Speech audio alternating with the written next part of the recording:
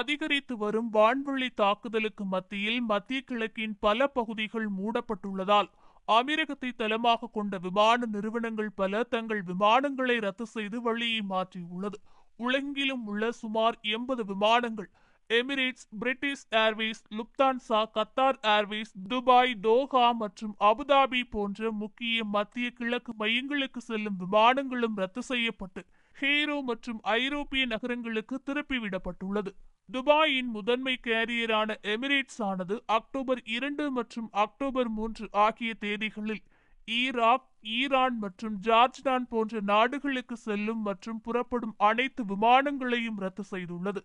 இது குறித்து எமிரேட்ஸ் விமான நிறுவனம் வெளியிட்டுள்ள அறிவிப்பில், நாங்கள் நிலைமையை உன்னிப்பாக கவனித்து வருகிறோம். மேலும் வாடிக்கையாளருக்கு குறைந்தபட்ச இடையூறு ஏற்படுவதை உறுதி செய்து அனைத்து முயற்சிகளையும் மேற்கொண்டு வருகிறோம். அதே நேரத்தில் பாதிக்கப்பட்டவர்களுக்கு உதவுகிறோம் என்று கூறியுள்ளது.